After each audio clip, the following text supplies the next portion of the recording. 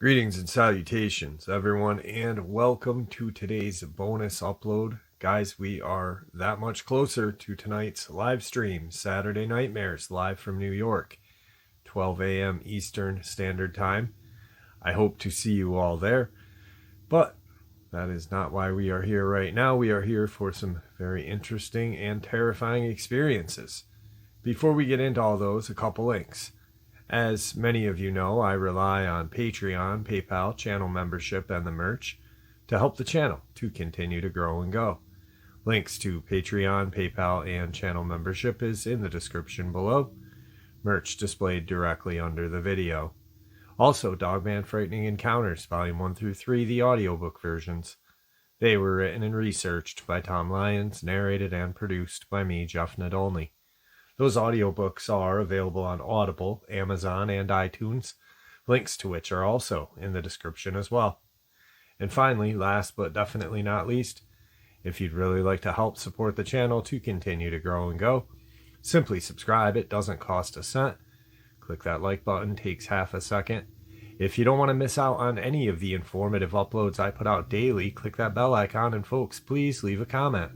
Why? Well, because these things really do help the channel to continue to grow and go. And yes, folks, they definitely do matter. Now, everyone, I have taken far too much of your time. Let's jump into today's bonus, shall we?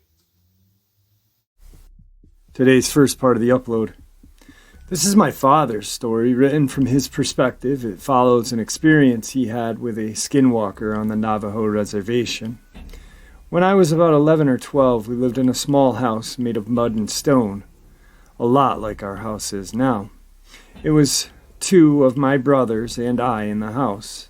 Everyone else had gone to the Gems Fest and left us to tend to the sheep. We were getting ready for bed when we heard the dogs going crazy outside, thinking it was nothing more than coyotes howling in the distance. We told them to be quiet. We began to drift off into sleep, and the dogs would not shut up. Somehow I was able to go to sleep for a few hours. Then I woke up very late in the night. It was very quiet and still in the house, save for my brother's snoring and breathing. I realized I needed to use the outhouse and woke up my brother to take me there. He teased me about being scared, which I certainly was. We went out with our flashlight to the outhouse. The dogs began with their crazed barking out in the sagebrush, going from one place to the next. My brother went first, and I waited outside for him. While waiting, I tried to follow the dogs with my flashlight. Suddenly there was a very loud whine from one of the dogs. Then everything went quiet. It was really too quiet for this time of year. Not even the sheep were making noise. Suddenly, I heard a few of our dogs going completely mad by the truck. When I looked over, there was this man. He was unbelievably tall, leaning one arm on the cab roof of the truck. He was looking at the dogs for a little, and then suddenly kicked one of them. They all scattered in different directions. The thing looked up at me, and I saw its face. It had pure white face, like the full moon, two burning red eyes, and a slight smile that was pure black. I couldn't move or make a sound. It began to walk toward me with long strides, until it finally towered over me. All I began to see was dark red, like the color of blood when you cut the throat of a sheep. I kept getting deeper and deeper into its eyes. I could faintly hear my brother coming out of the outhouse. With this, the thing looked up at him. Reality came rushing back to me. I noticed that my brother was too distracted with his buckle to realize what was going on. I also noticed this thing's long hands hovering just inches from my head. Its skin was black ash, and he smelled like bloated dead animal in the summer. I was still unable to move or speak. The Skinwalker began to move toward my brother. Finally noticing this figure, my brother became paralyzed as I was. Closer and closer it drew, reaching an arm out toward my brother's head. Something finally snapped in me. I became unbearably angry. I broke from the trance and lunged at the Skinwalker, raising my arms like a wild animal and baring my teeth at it. A growl came out that I never knew I could make. I became more and more angry at this thing that was trying to hurt us. It kept that smile at first, but the angrier I got, the more the smile faded. Finally, with everything I had, I began to make this primal roar at it. It fell backwards and ran away into the night, looking back at me. Its eyes were dim and dull, its smile now long since gone. The next morning, the family returned home from the fest. After relaying the story to my parents, they quickly hired a medicine man. Today's second encounter. My friend is Mohawk-raised Seneca Haudenosaunee native. He has received some training in shamanism, has a full kit, his mask, full regalia, the whole deal. One evening, my girlfriend at the time, H, this guy C, and I were at the local conservation area. He felt a presence and expressed an interest in returning at night to hold a ceremony. We agreed and returned 2 weeks later. There are wooden stairs set into the ground leading to the top of a lookout area, which at the time was under reconstruction. We arrived at midnight, climbed the stairway, and crested the hilltop. He was dressed in his regalia, lit some sage, and began to chant in Mohawk. The vibe changed immediately. I remember scanning the tree line as I looked around the area. On the second pass along the line, one of the taller silhouettes had gone. Had some 10-foot person or entity been standing between me and the trees? Before I could begin to wonder at the missing hump in the dark tree line, C had stopped his chanting. "Something is here. I think it's a shaman spirit," he said. He turned and began to chant again.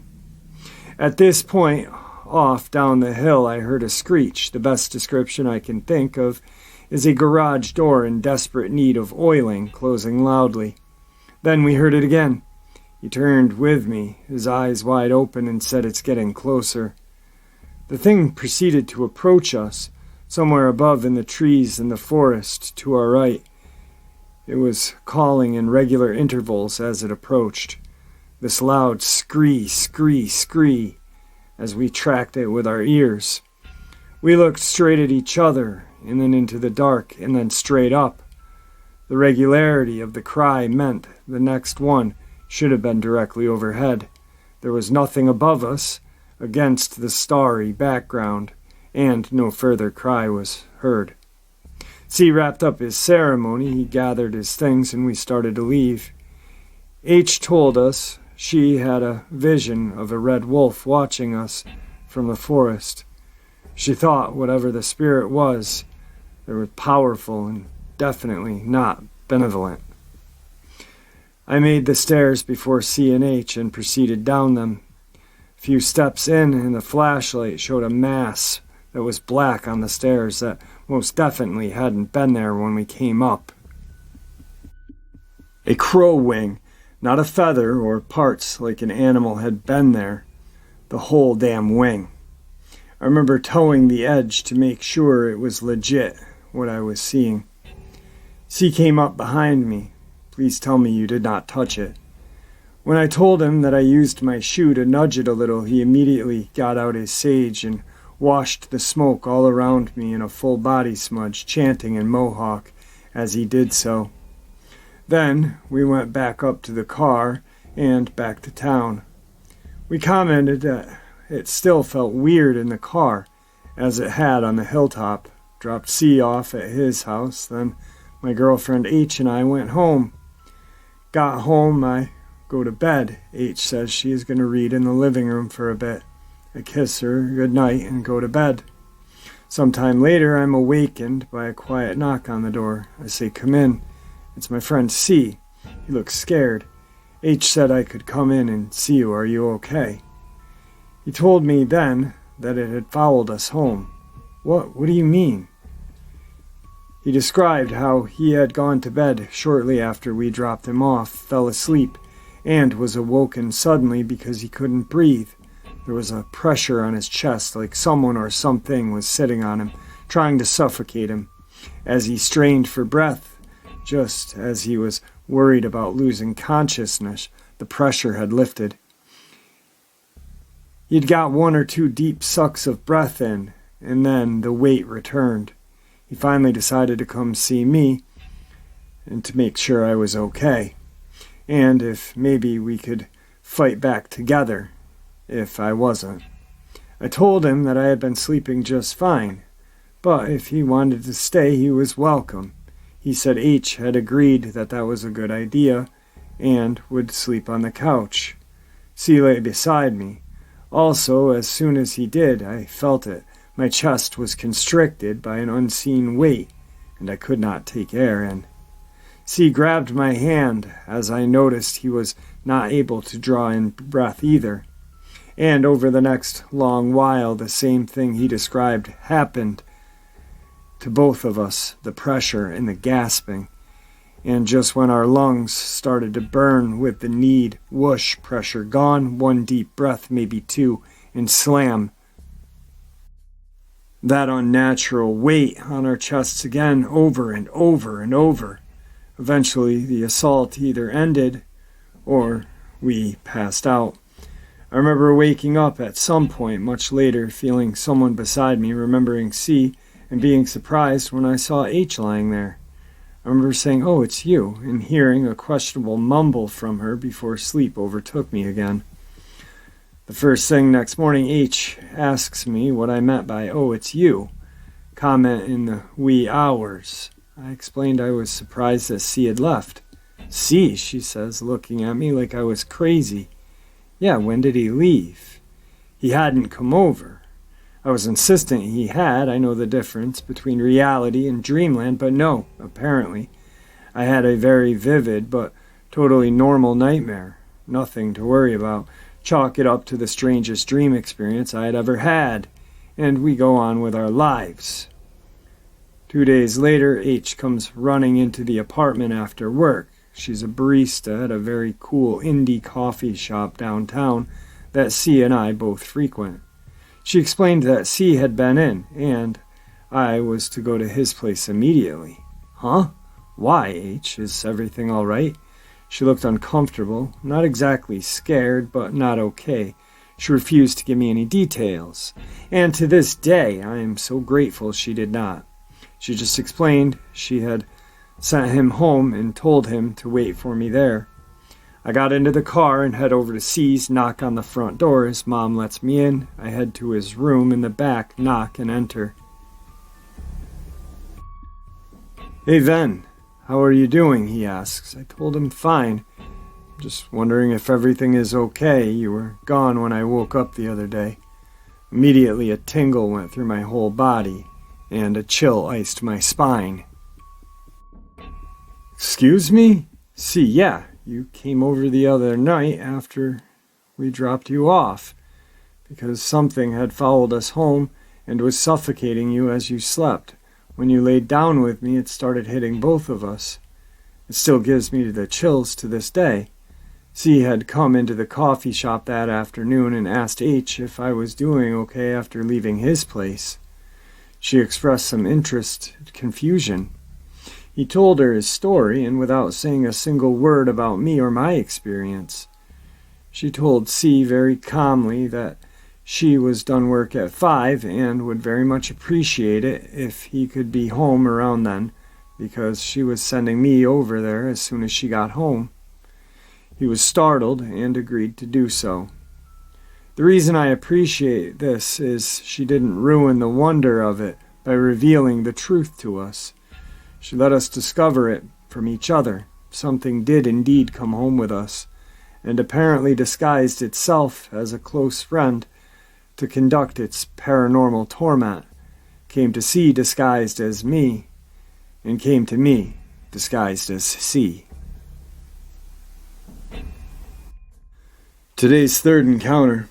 Recently I was walking up one of my longer road routes, and at one point there is a small intersection. A fire road to your right goes up a hill, while going along a paved road will bring you to an isolated wooded area, with about 3 houses spaced out from each other. In between this wooded areas, random houses, there is a quarter-mile patch of dense woods, where, from the road, you can clearly see a dilapidated abandoned farmhouse and a shed. We lived in this area for almost 6 years, near Traverse City, Michigan. I sensed something was watching. It happened 4 times.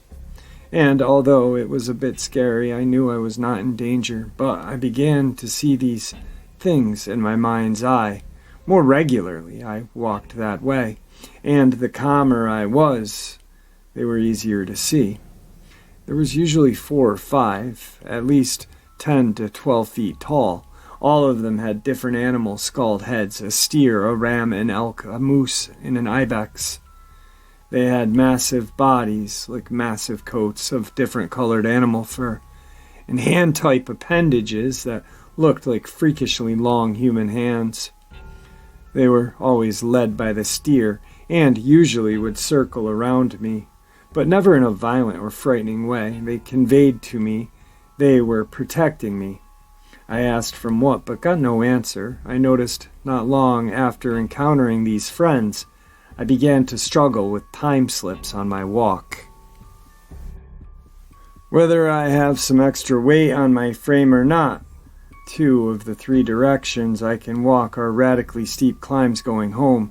So when I began getting home in less than quarter of the time, my wife stressed to me to stop taking music. I listened. One morning, coming back down my route my woodland friends resided in, the ram and ibex appeared suddenly, and I suddenly felt afraid. They relayed with anger they had warned me not to walk this way any more, and I was not heeding their warnings. If I continued to ignore their pleas, I would be left utterly alone to my peril. They slowly bent towards me, and I didn't want to look into their eye sockets, but that's all I could do. There was a horribly loud, screeching white noise, static sound, then silence. I rubbed my eyes and quickly continued walking home. I felt utterly disoriented and couldn't figure out why. I get home, and as I am walking up into our yard, my wife is frantic and shouts at me, "Where the hell have you been?" And I defensively told her she knew I was going for my morning walk. Her face conveyed something I was not initially catching. She asked me if I knew what time it was. I said I did not. She told me that it was noon. I had left for my walk at 7 in the morning, a walk that should have gotten me home no later than 8:30. When we discussed everything I had experienced, we both agreed walking that way was really not a smart idea. I do walk outside now, but not for long walks like I did. Usually just trips under 30 minutes. I've not had any more direct contact with these beings, but I know they are always there watching over the woods and observing humans. I still have no clue what they were protecting me from. All I know is I will listen to their warnings. Quick interjection before I move on. Like I've said, we don't know what the Dogman or the Bigfoot are. We know that they're here. We know that they're scary. I mean, God, who isn't going to be scary of a 10-foot creature that looks like a simian or a 9 to 8 foot Dogman creature? I am, and I'm assuming most of you are as well. But something tells me that the Native Americans really had a good kind of handle on things, and they knew things were bad. And that's why they kind of not necessarily made friends with them, but packs. You know, I mean, these portals exist all over this world that we live in. And, you know, I think that these creatures may be here to may. This is a theory, and it's not etched in stone. It's not 100% what I believe, but they may be here to protect us from what comes out of those portals.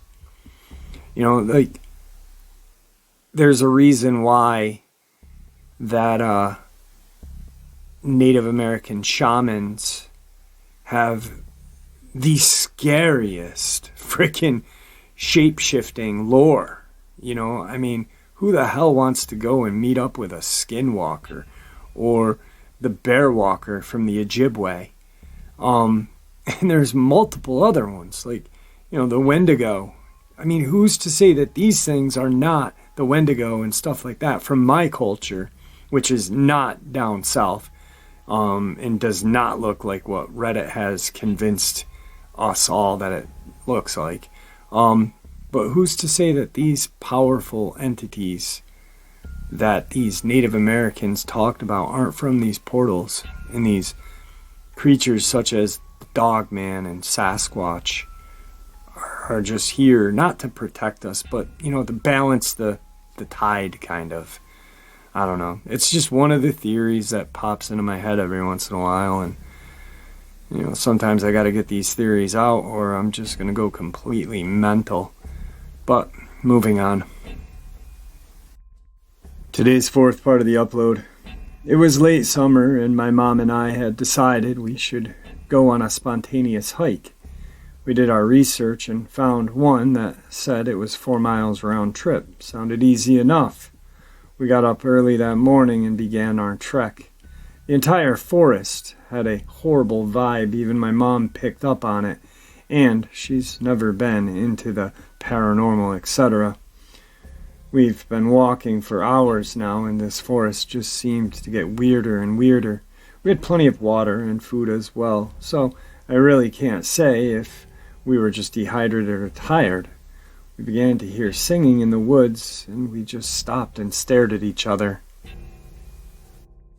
We had to be miles into the woods by now, our step counter saying we have well surpassed the promised 4 miles. Where the hell would singing be coming from out here?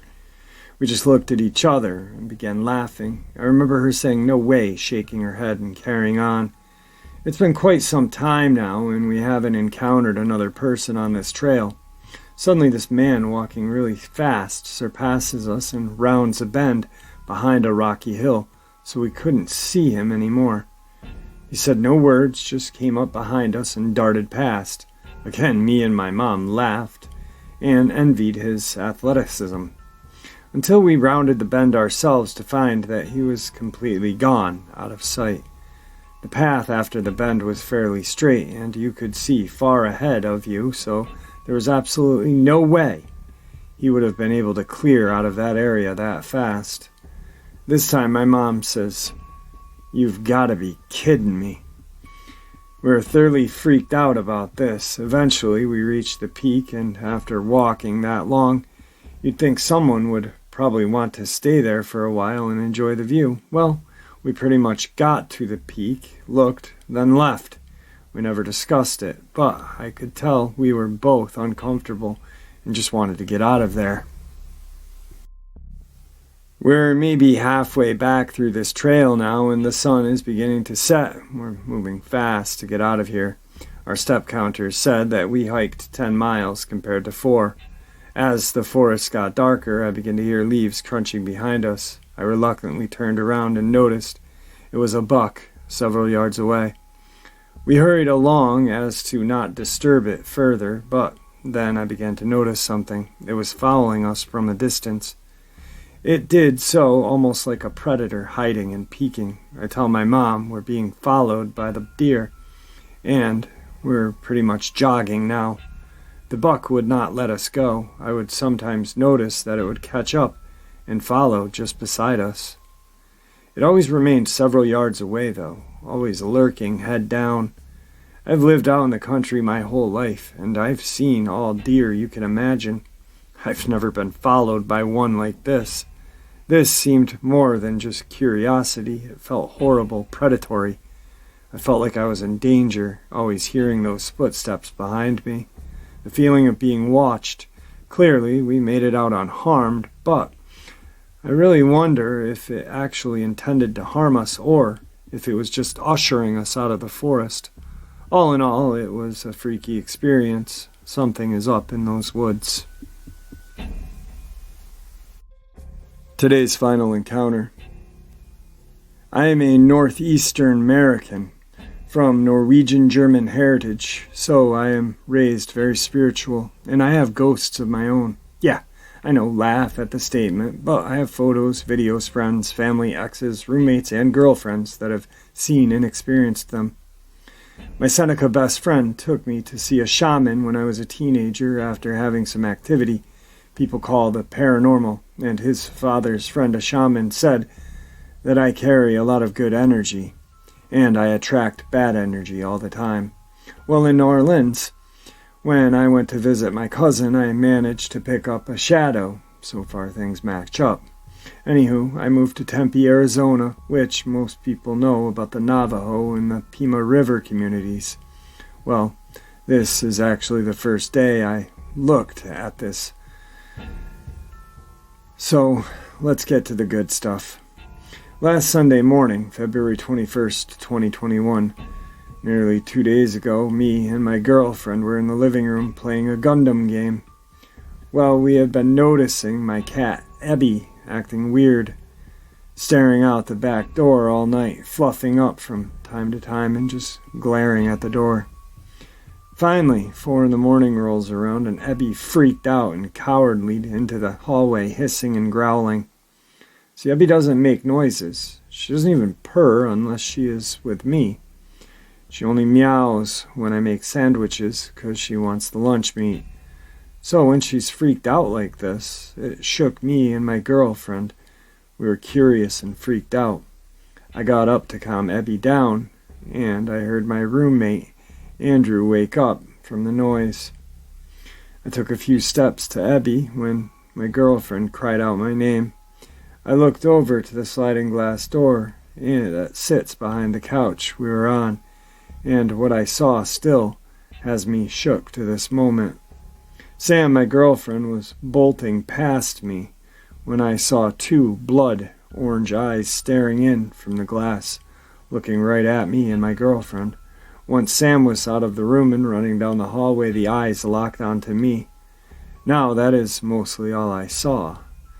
I'm not a short or skinny man at all. I weigh 230 pounds, work out and work in construction part-time from my main job. So, I am not a small guy, but the eyes on this thing stood at least a half a head taller than me, maybe 6'4", 6'5" range. I didn't see much of a body, and what made me run was when the eyes went down to about chest level and moved to the right. I'm a self-defense advocate as well. I have pistols, shotguns, revolvers, hunting rifles when I go hunting, and my dad's AR. I ignored all of them. Instead, I bolted from the same hallway everyone else was running into, nearly slamming into Andrew trying to figure out something. I pushed Sam into the bathroom. It has no windows, so I figured safety. And then finally went for my guns. Within seconds, Andrew and I each had a gun. We called 911 and were in for the scariest 7 minutes I had ever been in.